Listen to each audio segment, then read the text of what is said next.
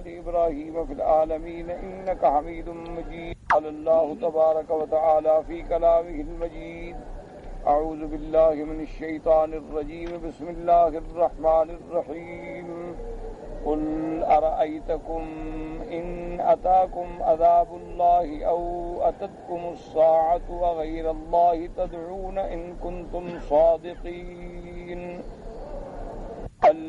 إياه تدعون فيكشف ما تدعون إليه إن شاء وتنسون ما تشركون. وَلَقَدْ أَرْسَلْنَا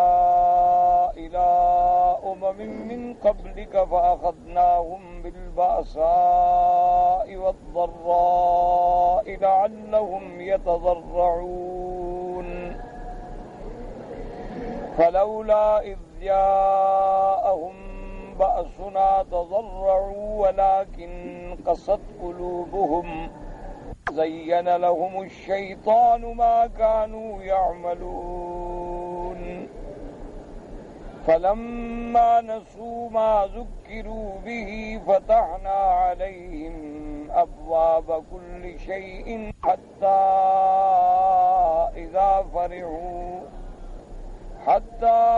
إذا فرحوا بما أوتوا أخذناهم بغتة فإذا هم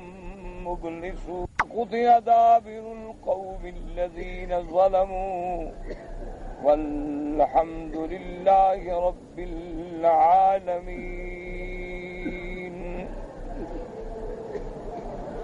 اللہ تبارک و تعالی کلام مقدس میں ان آیات مبارکہ میں انذار بھی ہے، توبیخ بھی ہے، زجر بھی ہے اور رد بھی ہے مشرکین پر. اس سے پہلی آیات میں آپ پڑھ چکے ہیں مشرکین کا عناد اور مشرکین کا تعنت اور فساد، کہ وہ اللہ کے پیغمبروں سے مطالبہ کرتے تھے کہ وہ معجزے کیوں نہیں لاتے ہو اور وہ معجزے اللہ تمہیں کیوں نہیں دیتا جو ہم مانگتے ہیں. تو اس پر اللہ تبارک و تعالی نے رد فرمایا کہ اللہ تو قادر ہیں، جو چاہیں معجزہ دے دیں اور تمہارے مانگے کے مطابق بھی دے دیں،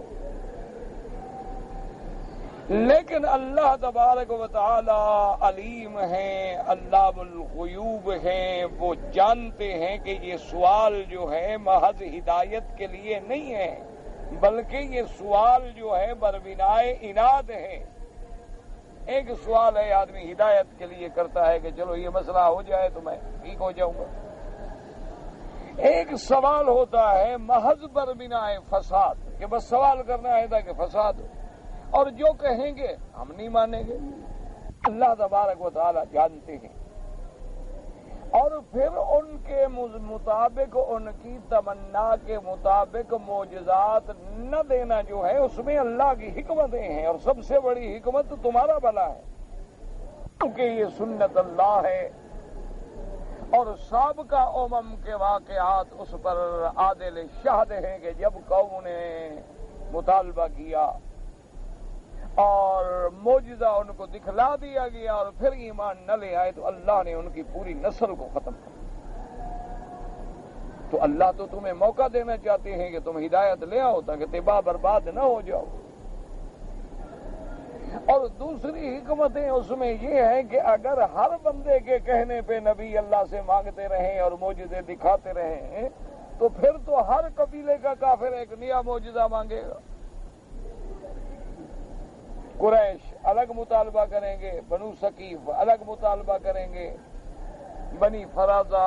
الگ مطالبہ کریں گے. ہر آدمی ایک نیا مطالبہ کرے گا، مجھے یہ دکھاؤ، مجھے وہ دکھاؤ، مجھے یہ دکھاؤ، مجھے وہ دکھاؤ. نبوت اور رسالت تو نہ ہوئی، نعوذ باللہ کو افسانہ ہو گیا.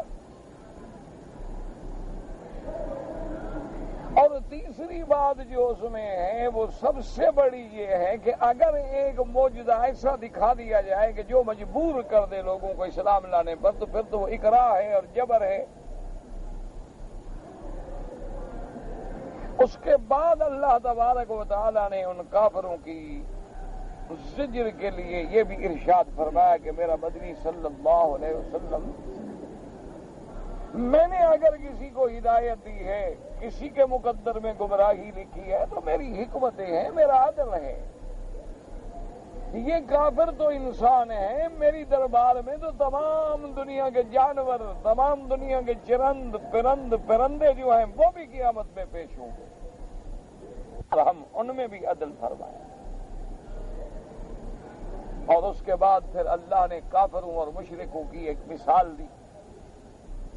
اللہ نے فرمایا میرا مدنی صلی اللہ علیہ وسلم، ایک آدمی بہرا بھی ہو، اندھا بھی ہو، گنگا بھی ہو، تینوں بیماریاں ہیں، نہ دیکھتا ہے، نہ سنتا ہے، نہ بولتا ہے، اور پھر وہ اندھیریوں کے اندر ہے، تو اس کو راستہ کیسے مل سکتا؟ حق سننے کے لیے بھی تیار نہیں، حق بات کہنے کے لیے بھی تیار نہیں،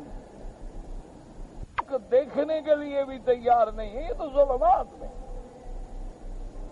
اور پھر آخر میں اللہ نے اپنی کمال قدرت اور حضور پاک صلی اللہ علیہ وسلم کی تسلی قلب کے لیے فرمایا،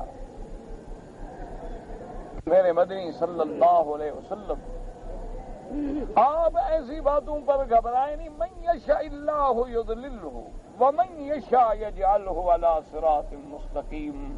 اللہ جس کو چاہتے ہیں گمراہ کر دیتے ہیں، اللہ جس کو چاہتے ہیں صراط مستقیم پہ ہدایت دیتے ہیں۔ یہ ساری ہی چیزیں میرے ہاتھ میں ہیں، آپ کے ذمہ جو ہے وہ انذار ہے، تبلیغ ہے، تبشیر ہے، اللہ کی توحید کی دعوت ہے، آپ دیتے جائیں، مانیں گے ان کا بھلا ہے، نہیں مانیں گے ان کا نقصان۔ اب ان آیات میں بھی اللہ تبارک و تعالی نے ایک اور اسلوب کے ساتھ فرمایا کہ ان مشرکین کو فرمائیں اور پوچھیں، قل ارأيتكم ان اتاكم عذاب الله او اتتكم الساعة اغير الله تدعون ان كنتم صادقين۔ اللہ نے فرمایا میرا مدنی صلی اللہ علیہ وسلم، آپ ان کو فرمائیں کہ مجھے بتلاؤ، خبر دو۔ ارائیتکم، کبھی ارائیت مانا ہوتا ہے اخبرنے، یعنی کیا مانا؟ دیکھ کے، سوچ کے، بھال کے مجھے سمجھاؤ، بتلاؤ، جواب دو۔ قل ارائیتکم ان اتاکم عذاب اللہ، اگر آئے تم پر اللہ کا عذاب یا قیامت، او اتتکم الساعۃ، مفسرین فرماتے ہیں کہ یہاں دو قول ہیں، یا تو قیامت سے مراد وہ حقیقی قیامت ہے جو آنی ہے، یا مراد یہ ہے کہ جب بندہ مرتا ہے، موت آتی ہے تو من مات قامت قیامت، گویا اس کی قیامت تو قائم ہو گئی۔ جس بندے پہ بھی موت آ گئی گویا اس کی تو قیامت ہو گئی، کیونکہ اب اس نے واپس تو آنا نہیں، اب اس نے تو اسی دن کھڑا ہونا ہے جس دن قیامت ہو، تو اس کی تو قیامت شروع ہو گئی، اور قیامت کے منظر بھی شروع ہو گئے قبر میں، برزخ میں۔ اگر مومن ہیں تو جنت کی جھلکیاں بھی شروع ہو گئیں، اللہ کی نعمتیں بھی شروع ہو گئیں، اور اگر وہ کافر ہے، مشرک ہے، تو جہنم کا عذاب کے جھلکیاں بھی شروع ہو گئیں۔ تو گویا ہر بندے کی موت جو ہے اس کے لیے قیامت ہے، کہ اگر تم پر موت آ جائے، یا تم پر قیامت حقیقی آ جائے، یا تم پر اللہ کا عذاب آ جائے۔ اغیر اللہ تدعون ان کنتم صادقین، کیا اس وقت جب اللہ کا عذاب آتا ہے تم کسی غیر اللہ کو پکارتے ہو؟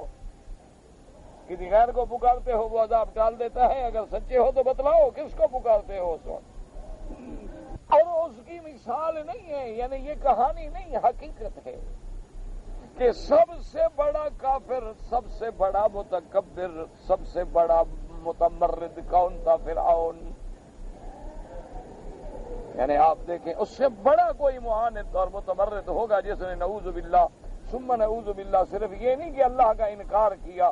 حضرت سیدنا موسیٰ و ہارون علیہم السلام کا انکار کیا، بلکہ نعوذ باللہ جو خود خدا بن بیٹھا کہ انا ربکم الاعلی، یعنی جو خود نعوذ باللہ خدائی دعویٰ کر بیٹھا۔ اتنا بڑا متمرد، اتنا بڑا متعنت اور اتنا بڑا ظالم کہ وہ فرعون ذی الاوتاد، جس کا لقب ہو گیا تھا کہ جو اپنے مخالفین کے ہاتھوں میں اور پاؤں میں میخیں گڑوا دیتا تھا اور دیوار سے لگا دیتا کہ دیوار کے ساتھ کھڑا کرو اور میخیں ٹھوک، اتنا بڑا ظالم۔ لیکن جب اللہ کا عذاب آیا اور پانی میں غرق ہونے لگا تو ایمان سے کہیں، کیا کہتا ہے؟ آمنت برب موسیٰ و ہارون۔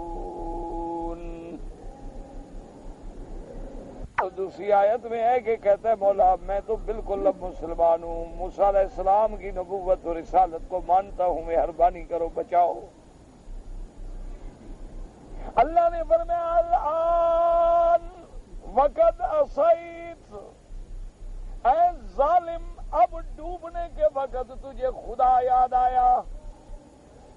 اور یہ میری قاعدہ ہے، اللہ کی سنت ہے کہ جب عذاب نازل ہو جائے تو پھر توبہ قبول نہیں ہوتی،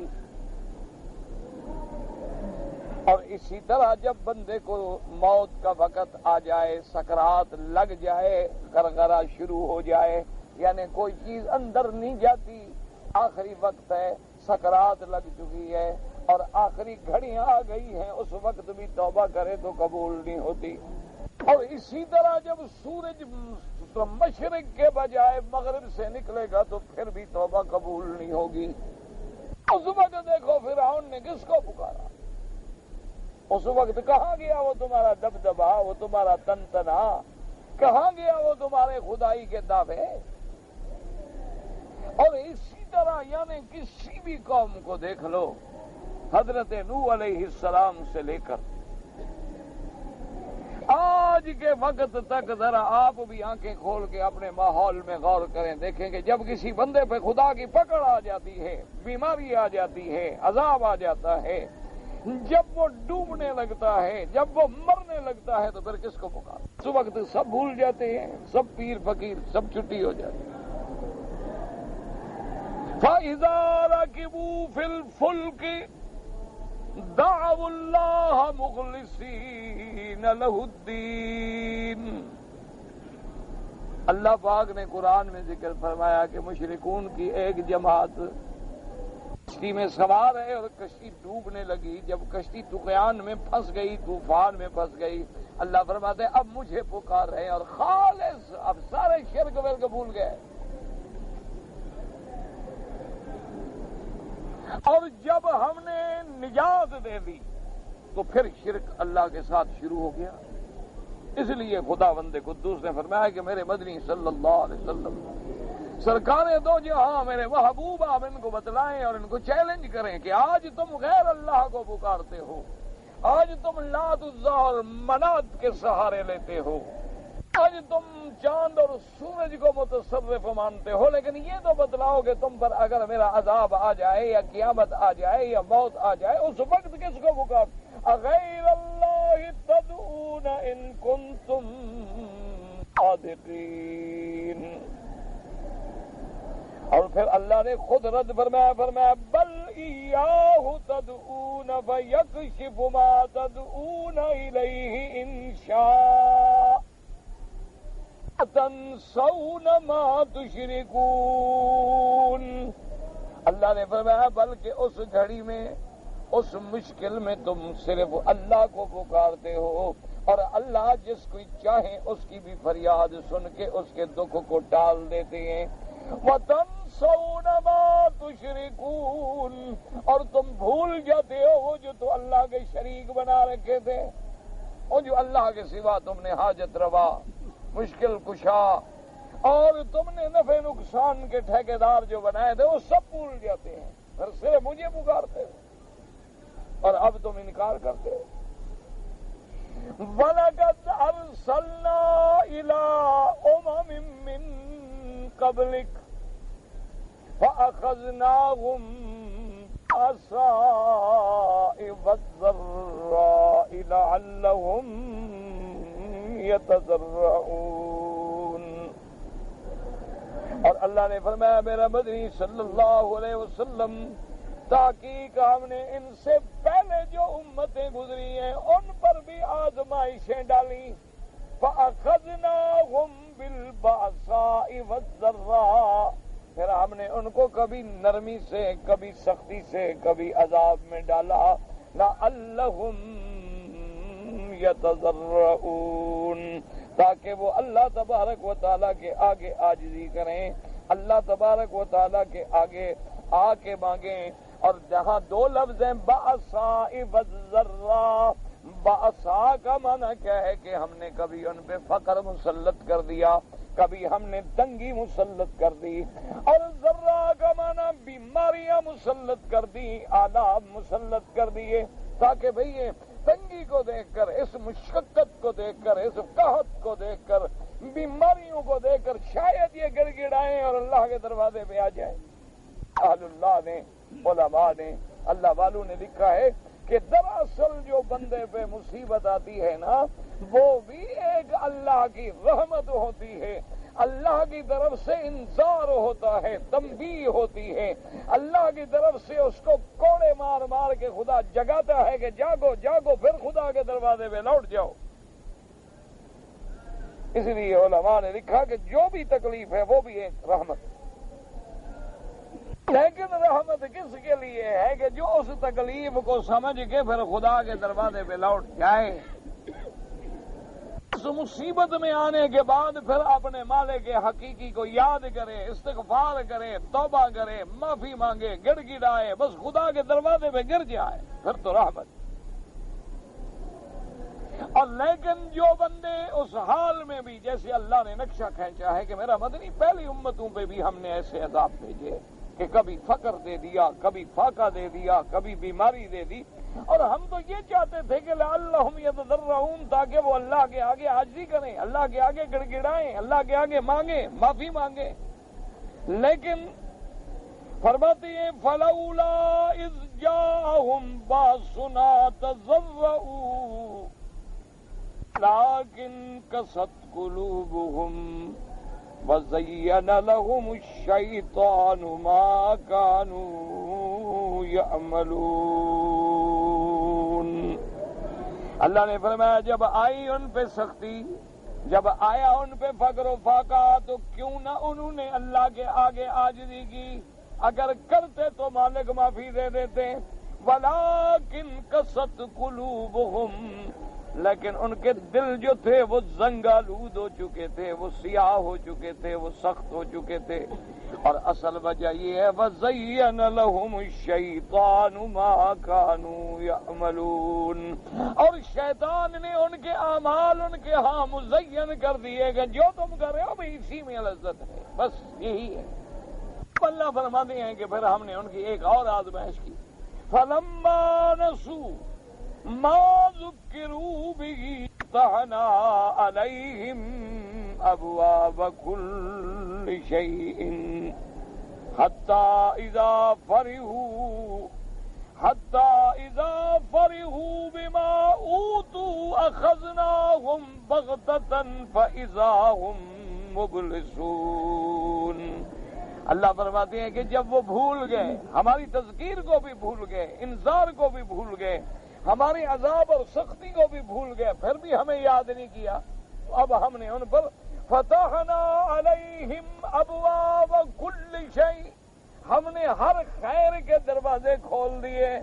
ہم نے صحت دے دی، دولت دے دی، اولاد دے دی، مال دے دی، کہ شاید اب اس میں آگے کوئی سمجھے کہ بھئی یہ سختی سے نہیں مانے تو شاید نرمی سے مانے۔ آپ دیکھیں نا، کبھی آپ اپنی اولاد اگر اللہ سب کی اولادوں کو صالح بنائے، نہ فرمان ہو تو کبھی آپ ڈنڈا دکھاتے ہیں، کبھی تھپڑ مارتے ہیں، کبھی سختی کرتے ہیں، اور کبھی پھر پیار کرتے ہیں کہ بھئی یہ سب تمہارے لیے ہے، میں کس کے لیے محنت کر رہا ہوں، یہ میری جائیداد، میرا گھر، میری دولت کس کی ہے، یہ سب تیرے لیے ہے، کہ شاید یہ انذار سے سمجھ جائے، شاید یہ ترغیب سے سمجھ جائے یا ترہیب سے سمجھ جائے۔ اس لیے علماء نے لکھا ہے کہ جب کوئی بندہ گناہوں میں مبتلا ہو اور پھر پیسہ بھی زیادہ مل رہا ہے، کاروبار بھی چمک رہا ہے، تو سمجھے اللہ کی طرف سے کوئی پکڑ آنے والی، ورنہ یہ تو نہیں ہو سکتا کہ برائی پہ انعام ملے اور بھلائی پہ تکلیف ملے، یہ تو ہو نہیں سکتا۔ اس لیے علماء نے فرمایا ہے کہ اس وقت بالکل خطرہ کرو کہ جب ایک بندہ زنا میں مبتلا ہے، شراب میں مبتلا ہے، حرام میں مبتلا ہے، چوری میں مبتلا ہے، ڈاکے میں مبتلا ہے، قتل میں مبتلا ہے، دہشت گردی میں مبتلا ہے اور روز پیسہ مل رہا ہے۔ ڈاکہ مارا، لاکھوں کا آ گئے، لوٹ لیا، اس کا قط اٹھا لیا، اس کو مار دیا، اور لوگ ڈر رہے ہیں، جہاں سے گزرتا ہے لوگ کھڑے ہو رہے ہیں، کیا کریں؟ تو وہ سمجھتا ہے کہ ہاں شاید میں تو بڑے کامیاب جا رہا ہوں۔ تو فرمایا یہ استدراج ہوتا ہے، یہ اللہ تبارک و تعالیٰ اپنے بندے کو ڈھیل دیتے ہیں کہ جب تک جا سکتے ہو جاؤ اور میری حجت پوری ہو جائے، تاکہ پھر جب میں پکڑوں گا تو پھر تمہیں کہیں سے نکلنے کا راستہ بھی نہیں ملے۔ اس لیے فرمایا فَلَمَّا نَسُوا مَا ذُكِّرُوا بِهِ فتحنا علیہم ابواب کل شیء، ہم نے ہر نعمت کے دروازے ان پہ کھول دیے، حتی اذا فرحوا بما اوتوا اخذناہم بغتۃ فاذا ہم مبلسون۔ جب یہ اس خوشی میں، اس نشے میں، اس دولت کی ترنگ میں، بڑی خوشیوں میں سب کچھ بھول گئے، تو ہم نے اچانک اپنے عذاب میں پکڑ لیا، ایسا پکڑا کہ فَإِذَا هُمْ مُبْلِسُونَ، پھر وہ ہر خیر سے مایوس ہو گئے۔ اللہ پاک فرماتے ہیں کہ ہماری یہ بھی آزمائش ہے۔ اللہ تبارک و تعالی رحمت فرمائے، آزمائش تکلیفوں میں بھی ہے، بیماریوں میں بھی ہے، فقر و فاقہ میں بھی ہے، اور دولت میں بھی ہے۔ کبھی راحت ملتی ہے لیکن امتحان ہوتا ہے۔ اس لیے سیدنا عمر رضی اللہ عنہ ثانی الخلفاء عبقری اسلام سیدنا عمر رضی اللہ تعالیٰ عنہ فرماتے ہیں ابتلینا بالضراء فصبرنا، فرماتے ہیں کہ ہم پر مشقتوں کا امتحان آیا، ہم پر فقر و فاقہ کا امتحان آیا، ہم پر غربت کا امتحان آیا کہ ہجرت ہے، گھر چھوٹ گئے، وطن چھوٹ گیا، دوست چھوٹ گئے، بچے چھوٹ گئے، اور فقر و فاقہ کا یہ عالم ہے کہ ایک ایک کھجور پہ گزارا ہے، پہننے کو کپڑا نہیں ہے، سواری کے لیے کوئی جانور نہیں ہے، اور اسی عالم میں خوف ہے، ڈر ہے، خندقیں کھودی جا رہی ہیں، پتھروں پہ کام ہو رہا ہے، دشمن اوپر نیچے سے چڑھے آ رہے ہیں، لیکن فرمایا اس مشقت میں ہم کامیاب ہو گئے، اس امتحان میں ہم کامیاب، ہم نے حضور کا ساتھ نہیں چھوڑا، ہم نے اسلام کا دامن نہیں چھوڑا۔ فرمایا ثم ابتلینا بالسراء، اب پھر اللہ کا امتحان اور آزمائش آئی ہے، اللہ نے نرمی اور آسانیاں پیدا کر دی کہ آج یہ ملک فتح ہو گیا، آج یہ ملک فتح ہو گیا، آج یہ ملک فتح ہو گیا، مال غنیمت آ رہا ہے، کہاں وہ فقر و فاقہ اور کہاں کروڑوں کی جائیدادیں، کہاں جناب ماشاءاللہ لاکھوں کروڑوں بیت المال بھرے ہوئے ہیں۔ فرمایا یہ بڑا سخت امتحان ہے، اور حضرت عمر نے فرمایا میں ڈرتا ہوں کہ شاید اس میں ہم کامیاب نہ ہو سکیں، کیونکہ یہ امتحان پہلے امتحان سے زیادہ سخت ہے کہ آدمی دولت میں آ کر، خوشیوں میں آ کے بالکل پھر خدا کو بھول جاتا۔ اسی لیے حضور سرکار دو جہاں محبوب دو عالم صلی اللہ علیہ وسلم، اللہ کے کروڑوں صلاۃ و سلام ہوں حضور پر، آپ نے فرمایا تھا کہ میرے صحابہ انی لا اخشی علیکم الفقر ولکن اخشی علیکم الغنی، فرمایا میرے صحابہ میں اپنی امت پہ اس لیے نہیں ڈر رہا کہ میری امت پہ فقر آئے گا، فاقہ آئے گا، غربت آئے گی، ہلاک ہو جائے گی، نہ میں تو اس لیے ڈر رہا ہوں کہ میری امت پہ غنا آئے گا، دولت آئے گی، مال آئے گا، لیکن جیسے پہلی امتیں اس مال میں غرق ہو گئی، کہیں میری امت بھی غرق نہ ہو۔ پر میں تو اپنی امت پہ اس لیے ڈر رہا ہوں، میں اس لیے نہیں ڈر رہا کہ میری امتوں پہ فقر و فاقہ ہوگا، میری امت پہ غربت ہوگی۔ اور دیکھ لیں اللہ تبارک و تعالی نے عالم اسلام پہ کتنی نوازشیں کی ہیں۔ آج بھی اگر اللہ نے آپ کو علم دیا ہے، اللہ نے اگر آپ کو مطالعے کا شوق دیا ہے، آپ آج بھی جغرافیہ پوری دنیا کا سامنے رکھ لیں، آج بھی پوری دنیا کے نقشے کو سامنے رکھ لیں، اللہ نے جہاں جہاں اسلامی ملک ہیں، مسلمان ہیں، وہاں اللہ نے ان کو ایسی ایسی نعمتوں سے نوازا ہے کہ ساری دنیا کا کافر جو ہے ان کا محتاج ہے، ان پر نظریں لگا کے بیٹھا ہے۔ جغرافیہ لے لیں آپ اٹھا کر، آپ پوری دنیا کے نقشے کو سامنے رکھ لیں، اور پھر اس دنیا میں جہاں جہاں دیکھیں کہ معدنیات کہاں ہیں، تیل کہاں ہے، دریا کہاں ہیں، زمینیں کہاں ہیں، زراعت کے مواقع کہاں ہیں، کون سی نعمت ہے جو اللہ نے مسلمانوں کو اور عالم اسلام کو نہیں دی؟ آپ یقین فرمائیں، میں آپ کو اللہ کے حرم میں بیٹھ کے دیانتداری سے بات کر رہا ہوں، اور یہ ویسے بات بھی کوئی ایسی نہیں نعوذ باللہ کہ اس میں کسی کے جھوٹ بولنے کی ضرورت ہو۔ کبھی ہم یہ بات باہر جاتے ہیں نا یورپ شورپ میں دین کے لیے الحمدللہ، تو بعض لوگ ہمارے ہیں جو بڑے بڑے لوگ ہیں ماشاءاللہ، کوئی بڑے اہم عہدے پہ ہیں، کوئی ملازم ہے، کوئی ڈاکٹر ہے، کوئی انجینئر ہے، بڑے بڑے لوگ ہوتے ہیں، تو وہ کبھی کبھی ایک دن دو دن ہفتہ اتوار کی چھٹی ہوتی ہے تو کہتے ہیں اچھا چلو مکی صاحب کے ساتھ گپ شپ بھی ہوگی، جلسہ بھی سن لیں گے۔ وہ بھی مہربانی کر کے آ جاتے ہیں کہ چلو جی 2 دن ہمارے پاس چھٹی ہے، 2 دن ہم آپ کے ساتھ گزاریں گے، اور ایک تو یہ فائدہ ہو جائے گا کہ 2 جلسے سن لیں گے، اور دوسرا یہ ہے کہ 2 دن آپ کے ساتھ رہنے کا بھی موقع ملے گا۔ ایسے تو وقت ملتا نہیں کسی کو، سفر میں بھی چلو ہو گیا، رات کو بھی ہو گیا۔ تو اب جب وہاں مسلمان اللہ ان کو جزائے خیر عطا فرمائے کہ وہ ہمارے مسلمان بھائی جن کے ہم مہمان ہوتے ہیں، اللہ وہ تو اس دین کے لیے، اس گھر کے لیے، حرمین کے لیے، اس کعبے کی نسبت کی وجہ سے ہماری عزت کرتے ہیں نا، کوئی نرالی مخلوق تو نہیں ہے۔ اور جناب وہ بیچارے اتنی پھر خوشیوں سے کھانے بناتے ہیں اور عجیب عجیب نعمتیں اور اتنی ڈشیں ہوتی ہیں، تو وہ بڑے لوگ جو ہے نا جی کھانا شوق سے کھا کے پھر وہ کہتے ہیں مکی صاحب یہ خدا جانتا ہے، اللہ نے اتنا ہمیں پیسہ دیا ہے کہ ہمیں پاؤنڈوں اور ڈالروں کا پتہ ہی نہیں کہ ہمارے اکاؤنٹ میں کتنے پڑے ہوئے ہیں، لیکن ہمیں یہ کھانے نعمتیں سال کے بعد جب آپ آتے ہیں پھر ملتی ہیں۔ میں نے کہا کیا وجہ ہے یار، خدا کے بندے اتنا پیسہ ہے، دولت ہے، تم اپنے گھر، انہوں نے کہا مکی صاحب کیا گھر میں کھائیں، کسی نے انگریز بیگم سے اور لڑکی سے شادی کی ہوئی ہے، ہمارے پاس برگر ہے، ایک بپسی لے لی، ایک برگر لے لیا اور بس اسی پہ گزارا۔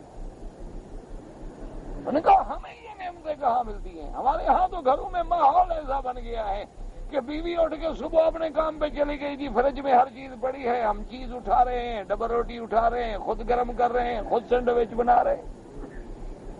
ہمیں تو وہ کھانے کو ملتا ہے، ہمارے لیے کون بریانیاں پکائے گا اور پلاؤ پکائے گا اور 8 قسم کے گوشت کے سالن بنائے گا اور 10 قسم کی چٹنیاں اور اچار لائے گا، کون لائے گا؟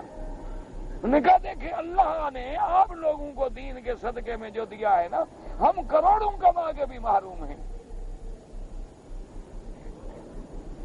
انہوں نے کہا پھر سب سے بڑی بات یہ ہے مکی صاحب کہ آپ یہاں بیٹھے، ابھی آپ فون کریں، آپ کو پتا ہے کہ میری بیوی گھر میں ہے، ہمیں تو یہ بھی پتا نہیں،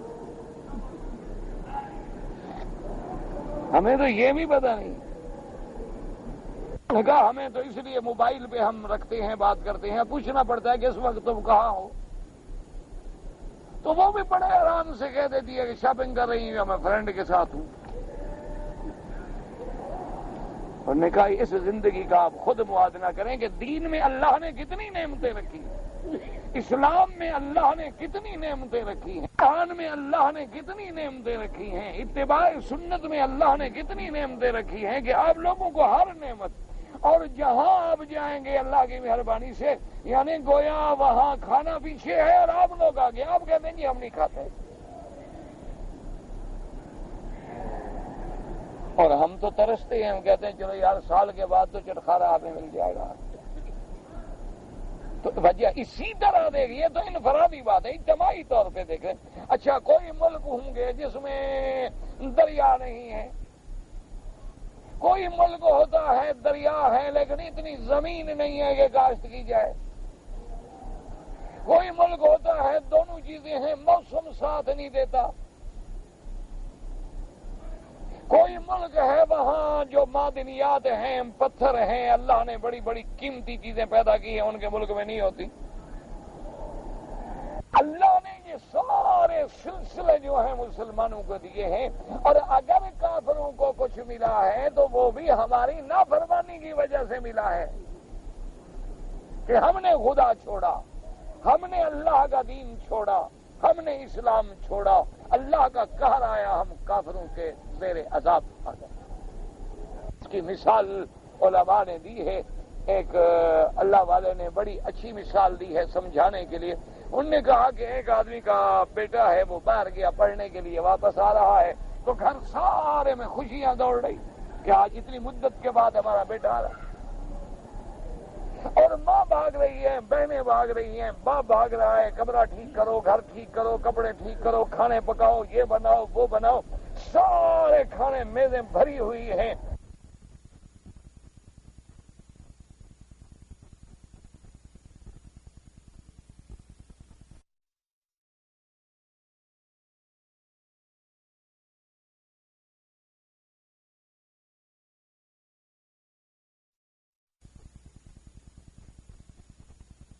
کو یہ چیزیں اچھی نہیں لگ رہی، مزاج اس کا تبدیل ہو چکا ہے، وہ کہتے بیٹا کھاؤ، کہتا ہے نہیں میں نہیں کھاتا۔ وہ منتیں کر رہے ہیں، بہن کہہ رہی ہے، بھائی کہہ رہا ہے، باپ کہہ رہا ہے، ماں کہہ رہی ہے بیٹے سب تمہارے لیے بناؤ گا، ٹھیک ہے بس میں نہیں کھاتا، میں نے کہہ دیا میں نہیں کھاتا، بس تم کھا لو۔ اب ماں باپ کیا کھائے بیچارہ جب بیٹا نہ کھائے؟ تو غصے میں آ کر جب بالکل آخری وقت آ جاتا ہے تو باپ جب اٹھتا ہے تو غصے میں اس میز کو الٹتا ہے، کہتے اچھا نہیں کھاتے ہو تو دفع کرو، سب پھینک دو، ہم بھی نہیں کھاتے۔ تو سارا کھانا نیچے جا پڑتا ہے، کتے کھڑے ہوتے ہیں، وہ کھانا شروع کر دیتے ہیں۔ تو اب گھر والوں نے کتے کے لیے تو نہیں بنایا تھا،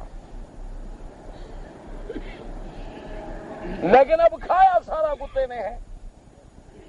اللہ نے یہ ساری نعمتیں تو تیرے لیے بنائی تھیں، جب تو نافرمان بن گیا تو اس کے دشمن کتے کھا رہے ہیں، ورنہ ہر چیز تو تیرے لیے تھی۔ هو الذی خلق لکم ما فی الارض جمیعا، اللہ نے فرمایا جو کچھ زمین میں ہے سب تیرے لیے، شمس و قمر بھی تیرے لیے، ستارے بھی تیرے لیے، یہ آسمان و زمین بھی تیرے لیے، یہ ساری کائنات کو میں نے سجایا انسان کے لیے۔ اللہ نے یہ کوئی جانوروں کے لیے تو نہیں بنائی تھی نا، اگر جانوروں کے لیے بناتے تو پھر آدم علیہ السلام کو بھیجنے کی کیا ضرورت تھی؟ اللہ نے تو آسمانوں سے آدم کو بھیجا کہ نیچے جاؤ، آدم آباد ہو، آدم کی اولاد آباد ہو، اور میری یہ ساری نعمتیں تمہارے لیے۔ وَسَخَّرَ لَكُم مَّا فِي السَّمَاوَاتِ وَمَا فِي الْأَرْضِ، اور اللہ نے فرمایا جو کچھ کہ آسمانوں میں ہے زمینوں میں ہے میں نے سب تیرے لیے مسخر کر لیا ہے، کہ بارش برسے تو تیرے لیے، تارے چمکے تو تیرے لیے، سورج روشنی بکھیرے تو تیرے لیے، چاند کرنے بکھیرے تو تیرے لیے، یہ سارا نظام تیرے لیے میں نے بنایا، تجھے میں نے صرف اپنے لیے بنایا تھا، تو صرف میری عبادت کے لیے پیدا ہوا ہے، یہ ساری کائنات تیری ہے، فکر نہ کر۔ الذی جعل لکم الارض فراشا والسماء بناء وانزل من السماء ماء فاخرج به من الثمرات رزقا لکم، اللہ فرماتے ہیں میں نے زمین کو تیرے لیے بچھونا بنایا،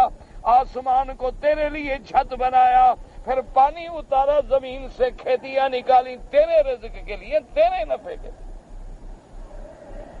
اور میں نے جانور پیدا کیے کہ وَالْأَنْعَامَ خَلَقَهَا لَكُمْ فِيهَا دِفْءٌ وَمَنَافِعُ وَمِنْهَا تَأْكُلُونَ، فرمایا یہ جانور جو پیدا کیے سب تیرے لیے میں نے پیدا کیے، کہ کبھی ان کے اون سے کپڑے بناتے ہو، کبھی تم ان کا دودھ پیتے ہو،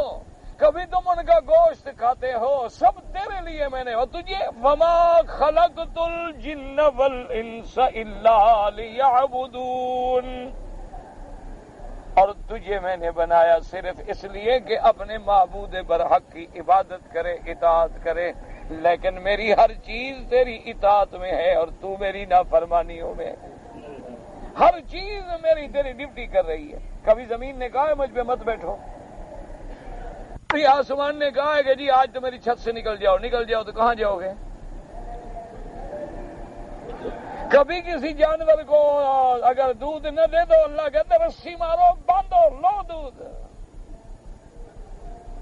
جی ذرا گڑبڑ کر رہا ہے جی رسی مارو جی کیوں گڑبڑ کر رہا ہے ٹیکا لگاؤ.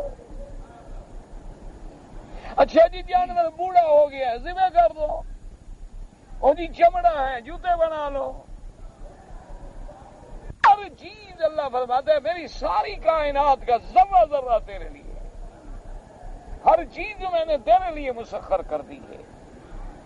اور تم نے کبھی سوچا نہیں ہے کہ میں ایک نوالا جو اپنے منہ میں ڈالتا ہوں تو یہ کتنی مراحل طے کرنے کے بعد مجھ پر پہنچا ہے. کبھی تم نے اس پہ غور کیا ہے؟ تم کھڑے ہو کے جو پانی پی رہے ہو تو بھی سوچا ہے کہ ہم نے اس پانی کو تیرے لیے کیسے کیسے محفوظ کیا ہے. کبھی پہاڑوں پہ جما دیا برف بنا کے کہ جمع رہیں کیونکہ سارا بہہ گیا تو میرے بندے کیا پیئیں گے. سارا بہہ گیا تو طوفان نہ آ جائے. اور جمایا کتنی دور کسی کا ہاتھ بھی نہ پہنچے میلا بھی نہ کر سکے. اور ایسی برف جما دی کہ کوئی چیز اس میں اثر بھی نہیں کر سکتی. اور اس کو پھر تھوڑا تھوڑا سورج کی کرنے ڈالی پگھلاتے گئے ضرورت کے مطابق. کچھ اس کی رگوں میں ڈال کے زمین کے اندر داخل کر دیا کہ میرا بندہ چاہے تو کنویں کھود لے ٹیوب ویل لگا لے نہریں بنا کے اس میں پانی کو تقسیم کر دے. یہ سارا. اور اللہ نے فرمایا یہ بھی غور کرو کہ پانی جو خدا میٹھا بنا سکتا ہے کیا اس کو کوڑا نہیں کر سکتا. اور جو خدا پانی تمہارے قریب لے آ سکتا ہے وہ چاہے تو اس کو تم سے دور نہیں کر سکتا. اس لیے قرآن کہتے ہیں سورۃ الملک پڑھتے ہیں نا آپ. اللہ پڑھتا تو سب ہیں لیکن کبھی غور نہیں کرتے کہ سورۃ الملک کہتی ہے قُلْ أَرَأَيْتُم مِّنْ أَصْبَحَ مَاؤُكُمْ غَوْرًا فَمَن يَأْتِيكُم بِمَاءٍ مَّعِينٍ. اللہ نے فرمایا میرے بندے مجھے خبر دو کہ میں اگر اس پانی کو اور گہرا لے جاؤں تو کون لائے گا اس کو. کون چشمے تمہارے جاری کرا. اچھا اللہ فرماتا ہے جو پانی پیتے ہو کبھی غور بھی کیا افرأیتم الماء الذی تشربون اانتم انزلتموه من المزن ام نحن المنزلون. اللہ نے فرمایا یہ جو پانی تم پی رہے ہو کبھی غور بھی کیا ہے کہ اس کو بادلوں سے کس نے اتارا ہے. لو نشاء جعلناه اجاجا اگر ہم چاہیں تو اس پانی کو کڑوا کر دیں کہ تم منہ کے قریب بھی نہ لے جاؤ. سمندر کے کنارے بندہ کھڑا ہو دیکھو پیاس لگی ہو سامنے سمندر ہے لیکن پی نہیں سکتا. حالانکہ سمندر ہے پانی ہے لیکن اتنا کڑوا ہے کہ یار پیوں گا تو کہیں ایسا نہ ہو کہ آنتے ہی کٹ جائیں کہیں ایسا نہ ہو کہ جلابی لگ جائے بیماریاں پڑ جائیں. اللہ نے فرمایا تو اگر اس برسنے والے پانی کو بھی میں کوڑا کر دوں تو کیا کر لو گے. افرأیتم النار التي تورون اانتم انشأتم شجرتها ام نحن المنشئون. اللہ نے فرمایا کیا تم دیکھو غور کرو اور بتلاؤ یہ آگ جو تم جلاتے ہو کیا ان لکڑیوں میں ان کے اندر یہ اثرات تم نے پیدا کیے ہیں. یہ تم نے پیدا کر دیا ہے کہ لکڑی کو جلائیں گے تو آگ جلے گی. تم نے یہ درخت پیدا کیے ہیں جن سے لکڑیاں کاٹ کاٹ کے جلاتے ہو. نحن جعلناها تذکرة ومتاعا للمقوین. ہم نے تیرے لیے یہ چیزیں جو ہیں بطور عبرت بنائی ہیں اور تیرے لیے نفع اٹھانے کا سبب بنایا ہے تاکہ مسافر ہے سفر میں ہے کہیں ہے آگ کی ضرورت ہے لکڑی کاٹ کے جلا لو. پانی کی ضرورت ہے کنواں کھود کے پانی حاصل کر لو. کپڑے کی ضرورت ہے تو جانوروں کی اون حاصل کر لو. دودھ کی ضرورت ہے تو جانور کا دودھ پی لو. اور اللہ فرماتا ہے جب دودھ کا پیالہ ہاتھ میں پکڑتے ہو کبھی غور تو کرو کہ میں نے اس جانور میں کیسی مشینری لگائی ہے جو دودھ بنا رہی ہے. دیکھتے ہو نا کتنی بڑی بڑی فیکٹریاں لگتی ہیں جو دودھ بناتے ہیں. جا کے سسٹم دیکھو نا یہ کتنا ملین ڈالر لگتے ہیں اس پہ، لیکن ہم نے ہر جانور کے اندر کی ایسی فیکٹری بنائی ہے کہ رنگ اس کا کالا ہے، گھاس وہ سبز کھا رہا ہے اور گھاس مختلف کھا رہا ہے، کوئی اس میں میٹھا بھی نہیں ہے، کوئی گھاس سفید بھی نہیں ہے، اندر اس کے جاتا ہے، پھر کیلوس بنتا ہے، پھر کیموس بنتا ہے، پھر اس کے بعد وہ خون بنتا ہے، اس خون کے بعد پھر ہم نے جو ایک طریقہ رکھا ہے، فرمایا اللہ تبارک و تعالیٰ کہ کبھی اس پہ غور تو کر، وَمِن بَيْنِ فَرْثٍ وَدَمٍ مِن بَيْنِ فَرْثٍ وَدَمٍ لَبَنًا خالصا سائغا للشاربین۔ اللہ نے فرمایا دیکھو کہ ایک میں نے آت ایسی بنائی، اس میں گوبر جا رہا ہے، اس کا بول و براز جا رہا ہے، ایک رگوں کے اندر عروق کے اندر خون دوڑ رہا ہے، اور خون اور گوبر کے درمیان میں نے وہ دودھ کا پائپ لائن بچھا دی ہے، اور اس پر اتنا میں نے انتظام کیا ہے کہ کہیں اگر یہ خون لیک ہو گیا تو اس میں نہ مل جائے، پھر تو میرا بندہ پیے گا نہیں، کہے گا دودھ میں خون ہے، اور اگر کہیں وہ گوبر والا پائپ لیک ہو گیا تو بدبو آنی شروع ہو جائے گی، پھر بھی میرا بندہ نہیں پیے گا۔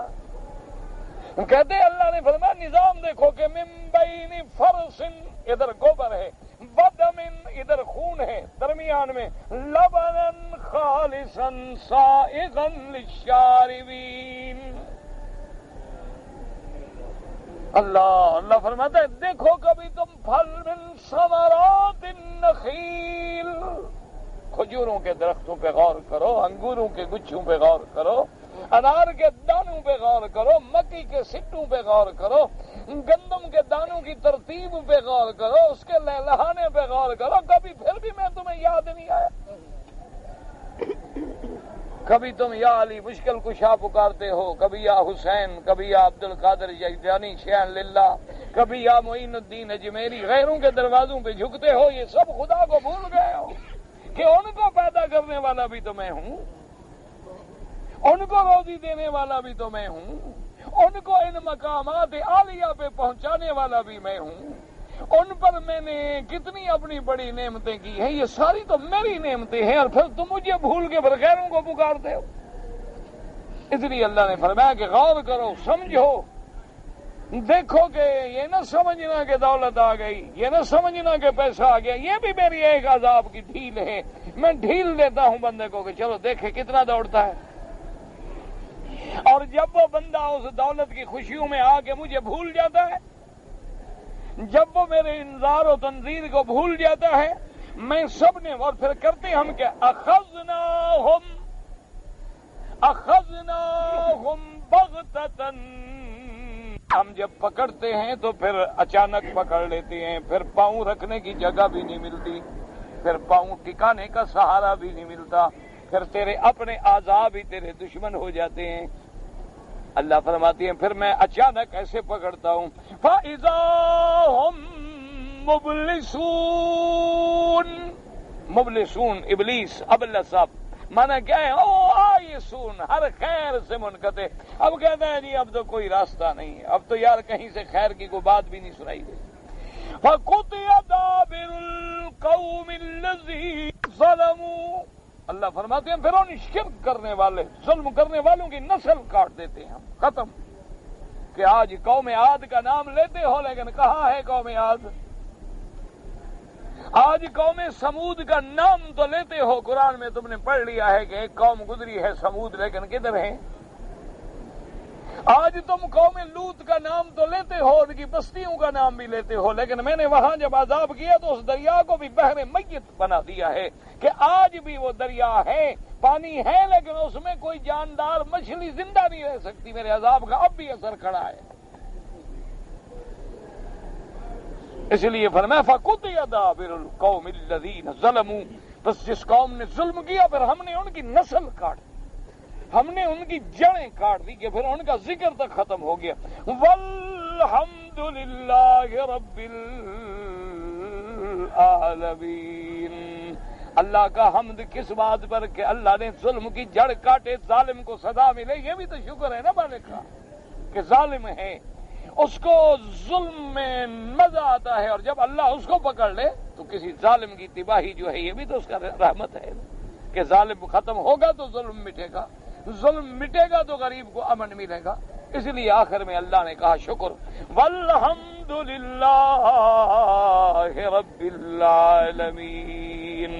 اور ان ساری باتوں میں تنبیہ تھی مشرکین مکہ کو کہ ظالموں، اگر تم نے بھی میرے مدنی صلی اللہ علیہ وسلم کے اعراض کیا، تم بھی اپنے کفر و عناد پہ اڑے رہے تو تمہارا بھی انجام وہی ہوگا۔ یہ تو شکر کرو کہ میرا نبی تمہاری ہلاکت نہیں مانگتا، یہ تو شکر کرو کہ میرا نبی کہتے اللہ ان کو ہدایت دے دے، اللہ ان کو مہلت دے دے، اللہ ان کے چلو یہ شاید مسلمان نہ ہوں، ان کی نسلوں میں کوئی لوگ مسلمان ہو جائیں، اور ہم نے فیصلہ کیا ہے کہ میرا نبی جب تک ہے عذاب نہیں دیں گے، تو تم اس لیے بچے ہوئے، ذرا جانے تو دو میرے مدنی کو مدینہ منورہ، پھر دیکھو کیسے ہم تمہیں ٹھیک کرتے ہیں۔ جب حضور نے ہجرت فرمائی تو آ گئی قحط، جب حضور نے ہجرت فرمائی تو آ گئے بدر میں اور ٹکڑے ٹکڑے ہو گئے۔ اس لیے اللہ تبارک و تعالی نے ان آیات میں انذار بھی ہے، تخویف بھی ہے، توبیخ بھی ہے،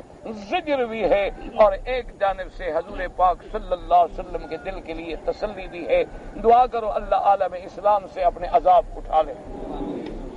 اور اللہ تبارک و تعالی اپنی رحمتیں نازل فرمائے۔ ہم اعتراف کرتے ہیں کہ ہمارے گناہ، ہمارے اعمال، ہمارے عقیدے اتنی بگڑ چکے ہیں کہ ہم بالکل جہنم کے کنارے پہ کھڑے ہیں، لیکن تو غفور الرحیم ہے، اپنی رحمت سے ہمیں چھڑا لے، اپنی رحمت کے ساتھ ہمیں بچا لے، ورنہ اس میں کوئی شک نہیں اب ہماری بیماریاں لا علاج ہیں، اب ہماری امراض جو ہیں وہ بالکل لا علاج ہیں، اب حکیم بھی فارغ ہیں، ڈاکٹر بھی فارغ ہیں، دوائیں بھی نہیں ملتی ہیں، بالکل قرآن جو کہتا ہے نا وَكُنْتُمْ عَلَىٰ شَفَا حُفْرَةٍ مِّنَ النَّارِ فَأَنْقَذَكُم مِّنْهَا، کہ تم تو بالکل ایسے جہنم کے کنارے گڑھے پہ گرنے والے تھے، ہم نے تمہیں نکال لیا۔ دعا کرو اب بھی اللہ ہمیں نکال لے، اب بھی اللہ ہمیں عذاب سے نکال لے، اور اللہ تبارک و تعالی مسلمان جہاں بھی ہے، مسلمان اس وقت بہت بڑے ابتلا میں ہے، امتحان میں ہے۔ ایک ایک ملک پہ نظر ڈالیں، 14 لاکھ انسان قتل ہو جائیں، لاکھوں انسان بے گھر ہو جائیں، لاکھوں میری بیٹیاں اور بہنوں کی عصمتیں تاراج ہو جائیں، اور لاکھوں مسلمانوں کے خون کی ندیاں بہہ جائیں، یہ ہر طرف عذاب کیوں آ رہا ہے؟ کہ ہم نے اسلام کو چھوڑ دیا، ہم نے ایمان کا نام رکھا ہوا ہے لیکن اس پر عمل نہیں، اور اللہ کا وعدہ ہے مومن کے ساتھ، پکے مومن بنو گے تو مدد آئے گی۔ کشمیر میں جو مجاہدین جہاد کرتے ہیں وہ شہید ہیں کہ اس میں بھی آپ کو شک ہے؟ آپ بھی اچھے مسلمان ہیں بھائی، جو آدمی کافر سے، اور خاص طور پہ کافر بھی وہ جو وثنی ہے، جو بت پرست ہے، اور جو غاصب ہیں، جو ظالم ہیں، جو ان سے ان کا گھر زبردستی چھیننا چاہتا ہے، ان سے لڑنے والا اگر شہید نہیں ہے تو پھر تو دنیا میں کوئی بھی شہید نہیں ہے، پھر تو دنیا میں کوئی شہید نہیں ہے۔ شہید کیا وہ اللہ کے بندے، وہ تو براہ راست اسلام اور کفر کی ٹکر ہے، تو براہ راست کفر اور اسلام برسر پیکار ہے، ایک طرف اللہ کا نام لیوا ہے اور ایک طرف بتوں کا پجاری ہے، اس میں کوئی شبہ ہے؟ دعا کرو کہ اللہ ان مجاہدین کے قدم جما دے، اور اللہ ان کی اپنی غیب سے نصرت فرمائے، اور اللہ ان کافروں پہ، وثنیوں پہ، مشرکوں پہ، بتوں کے پجاریوں پہ اپنا قہر نازل فرما دے۔ اللہ قادر ہیں، اللہ قادر ہے، اور وہ وقت دور نہیں ہے کہ اللہ کے گھر کے ٹکڑے کرنے والوں کو خدا ٹکڑے کرے گا۔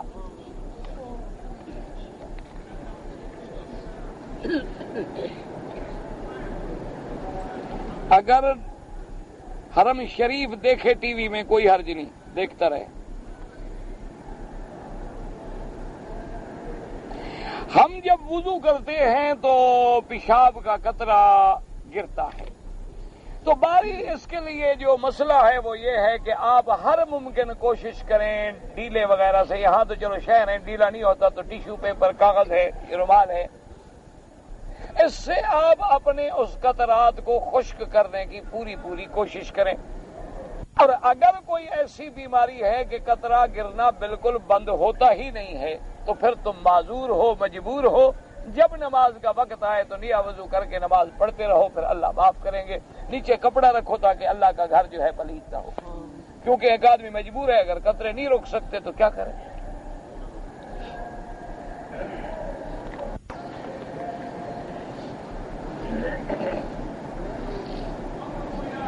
مرنے کے بعد جو ہے لوگ جو ہیں وہ لواحقین کے پاس افسوس کرنے کے لیے آتے ہیں. بالکل یہ سنت ہے، کیونکہ یہ سنت ہے کہ اگر مسلمان مر جائے تو اس کا دفنانا، کفنانا، جنازہ پڑھنا، جنازے کے ساتھ جانا، قبر میں دفن کرنا،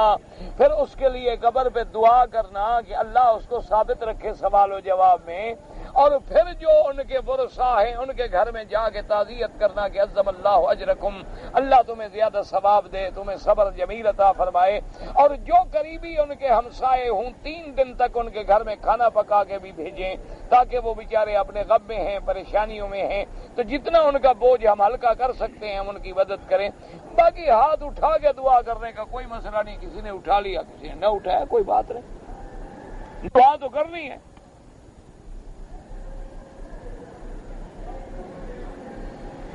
اگر آپ نے نفل پڑھنی ہے، صلات پڑھنی ہے، تسبیح، تو سب افضل وقت جو ہے وہ رات کو ہے. نفلی عبادت کے لیے افضل ترین وقت جو ہے وہ رات کا آخری حصہ ہے، کیونکہ صحیح احادیث مبارک میں آتا ہے کہ جب رات کا آخری پہر ہوتا ہے تو اللہ تبارک و تعالی عرش سے آسمان دنیا پہ نزول اجلال فرماتے ہیں، اور اللہ خود فرماتے ہیں کہ ہے مجھ سے کوئی مانگنے والا مانگے اور میں اس کی مشکل حل کروں. تو وہ رحمت کی گھڑی ہے، رحمت کا وقت ہے. تہجد کا وقت جو ہے وہ سب سے بڑا افضل ہے. ویسے کوئی آدمی ساری رات میں جب پڑھ لے، کیوں حالات ہیں، کسی آدمی کو موقع نہیں ملتا رات کو تہجد کے جاگنے کا، تو عشاء کے بعد بھی آپ نے پھر پڑھ لیں تو اللہ تبارک و تعالیٰ ثواب عطا فرمائیں گے. لیکن افضل ترین وقت جو ہے وہ رات کا آخری حصہ ہے. یعنی بالکل جتنا رات کے آپ جو وقت ہے اس کو تقسیم کر لیں، مثلا 4 حصے میں، 6 حصے میں، تو جو آخری حصہ بنے گا وہ سب سے افضل.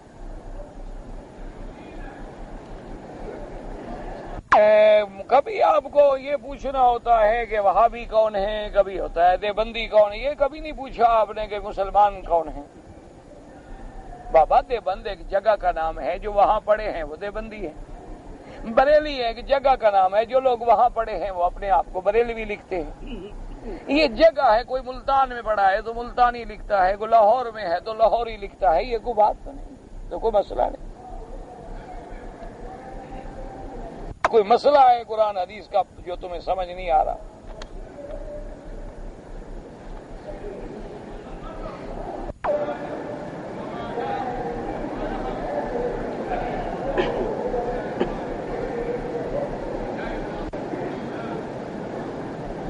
میں ایک آدمی کی بیوی مر گئی گاڑی کے حادثے میں، تو میں اس کے لیے ساتھ 2-3 مہینے تک اس کی مدد کرتا رہا، اپنی گاڑی میں ساتھ جاتا رہا. آخر اس کو وہ دیت وغیرہ مل گئی تو اس نے مجھے 2000 ریال دیا خوشی سے. میں نے کہا کہ 200 یا 500 ریال اور دے دو. تو گزارش یہ ہے کہ 2000 تو اس نے خوشی سے دیا تھا، وہ تو کوئی مسئلہ ہی نہیں. لیکن 500 ریال مانگ کے تم نے تو ثابت کر دیا کہ 2-3 مہینے اس کی امداد کے لیے نہیں گئے تھے، تم اپنی تنخواہ اور گاڑی کے کرائے کے لیے گئے تھے. اگر تم باقی اللہ کے لیے گئے تھے، اس کی امداد کے لیے گئے تھے، وہ تمہیں 2000 نہ بھی دیتا تب بھی تم خوش رہتے. اور اگر اس نے خوشی سے دے دیا تھا تو شکر کرتے بھی الحمدللہ، اللہ جزائے خیر دے. بھائی میری نیت تو یہ نہیں تھی، تم دے رہے ہو، تمہاری مہربانی ہے. لیکن جب تم نے مطالبہ کیا کہ ہاں جی دیت ملی ہے تو اب مجھے بھی دو، تو دیت تو وارثوں کی ہے، اکیلی اس کی تو نہیں ہے. ہر حال اگر تم اجرت لینا چاہتے ہو جائز ہے. 3 مہینے تم نے گاڑی چلائی ہے، اس کو کہو میرا اتنا کرایہ بنتا ہے، دے دو. پھر ثواب وغیرہ کوئی نہیں. اگر کوئی آدمی قرآن مجید یا حدیث شریف کی کتاب کو اٹھا کے جان بوجھ کے کسی گندگی کے ڈھیر میں ڈال دے، وہ تو ایمان سے نکل جاتا ہے، وہ تو فارغ ہو جاتا ہے، توبہ کرے اور کلمہ پڑھے دوبارہ۔ مدرسے کی کتابوں پر بٹنا پتہ نہیں کیا ہوتا ہے، یہ مجھے نہیں پتا آپ نے کیا پوچھا ہے۔ اگر میں نے کسی کے لیے عمرہ کیا، طواف کیا، حج کیا، دل میں نیت کافی ہے، نیت ہوتی ہی دل میں ہے، زبان سے تو ایک یاد ہے تاکہ بات یاد آ جائے، اصل نیت تو دل میں ہے کہ دیکھیں نا اب ہم کھڑے ہیں عشاء پڑھیں گے، اصل نیت یہی ہے کہ انشاءاللہ عشاء کی نماز پڑھنی ہے، اصل نیت تو یہ ہے، وہ تو زبان سے ایک یاد ہوتی ہے کہ چلو یاد آ جائے میں کیا پڑھ رہا ہوں۔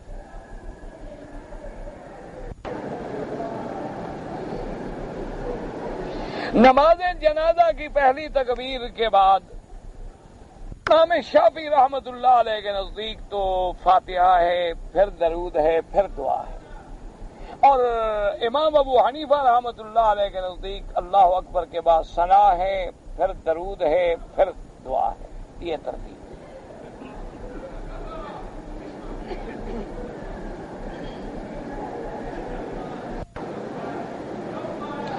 بعض لوگ کشمیر میں ایسے بھی ہیں جو مسلمانوں کو بھی قتل کرتے ہیں، وہ مسلمان نہیں ہوتے، وہ ہندو لوگ خریدتے ہیں بندے اپنے ایجنٹ، تاکہ لوگوں کو یہ پتہ لگے کہ یہ کر رہے ہیں، تاکہ مجاہدین سے نفرت پیدا ہو۔ وہ ہندوؤں کے خریدے ہوئے ایجنٹ ہوتے ہیں، وہ خریدتے ہیں اور پیسے دے کر اپنے رنگ میں ان کو رنگتے ہیں۔ تو جو آدمی ان سے پیسے لے کر مسلمانوں کو قتل کرتا ہے وہ تو کافر ہے، اس کے کفر میں کسی کو کیا شک ہے؟ بہرحال اللہ تبارک و تعالی سب کی نیتوں کو جانتے ہیں، اور ہم تو ہمیشہ دعا کرتے ہیں کہ کشمیر کے لوگ مظلوم ہیں، اللہ ان کی مدد کرے، اور فلسطین کے لوگوں کی اللہ مدد فرمائے، کوسوفا میں، فلسطین میں، افریقہ میں، ہند میں، سندھ میں، بنگلہ دیش میں، پاکستان میں، جہاں جہاں بھی مسلمان ہے اللہ اس کی جان، مال، آبرو، عزت کی حفاظت کرے۔ مسلمان جس ملک میں بھی ہو تمہارا بھائی ہے، اس کے لیے دعا کریں۔ اللہم صلی علی سیدنا محمد وعلی آل سیدنا محمد وبارک وسلم۔ یا اللہ یا رحمان یا رحیم یا حی یا قیوم یا ذی الجلال والاکرام، یا الہنا الہ کل شیء الہا واحدا لا الہ الا انت، اللهم انت الميسر لكل يسير وانت على كل شيء قدير، اللهم يسر امورنا وامور اولادنا وامور المسلمين، اللهم اصلحنا واصلح بنا واصلح اولادنا واولاد المسلمين، اللهم اصلح احوالنا واحوال المسلمين، اللهم اصلح لنا شاننا كلها فلا تكلنا الى انفسنا طرفة عين قط ولا اقل من ذلك، اللهم انصر الاسلام والمسلمين، اللهم انصر المجاهدين الكشميريين، اللهم انصر المجاهدين الفلسطينيين، اللهم انصر المجاهدين في كوسوفا وفي كل مكان، اللهم انصرهم نصرا مؤيدا مؤزرا برحمتك يا ارحم الراحمين، اللهم اهلك اليهود ومن شايعهم من الوثنيين، اللهم انزل عليهم باسك الذي لا يرد عن القوم المجرمين۔ یا اللہ بیماروں کو شفا عطا فرما، یا اللہ بیماروں کو شفا عطا فرما، یا اللہ بیماروں کو شفا عطا فرما، بے حیاؤں کو حیا عطا فرما، بے دینوں کو دین عطا فرما، بے اولادوں کو اولاد عطا فرما، جن کی اولادیں ہیں ان کو صالح بنا، بے روزگاروں کو روزگار عطا فرما، یا ارحم الراحمین مسلمانوں کی نصرت فرما، یا اللہ مجاہدین فی سبیل اللہ کی نصرت فرما، یا الہ العالمین پاکستان کی حفاظت فرما، یا اللہ حرمین الشریفین کو قیامت تک ہر فتنے سے محفوظ فرما، یا اللہ حرمین الشریفین کو ہر حاسد کی حسد سے محفوظ فرما، یا الہ العالمین ہر مفتن کے فتنے سے محفوظ فرما، یا الہ العالمین یا ارحم الراحمین بیماروں کو شفا عطا فرما، یا اللہ بیماروں کو شفا عطا فرما، یا اللہ بیماروں کو شفا عطا فرما، بے حیاؤں کو حیا عطا فرما، بے دینوں کو دین عطا فرما، بے اولادوں کو اولاد عطا فرما، جن کی اولادیں ان کو صالح بنا، بے روزگاروں کو روزگار عطا فرما، قرض داروں کے قرض عطا فرما، یا اللہ جن کا رزق تنگ ہے ان کے رزق میں برکتیں عطا فرما، یا اللہ ہم سب پہ اپنی رحمتیں نازل فرما، یا اللہ جو فوت ہو گئے ان کی مغفرت فرما، جو زندہ ہیں ان کی ہدایت فرما، سب کا خاتمہ ایمان پہ فرما۔ ربنا آتنا فی الدنیا حسنۃ وفی الآخرۃ حسنۃ وقنا عذاب النار۔ صلی اللہ تعالی علی خیر خلقہ سیدنا محمد وعلی آلہ واصحابہ اجمعین.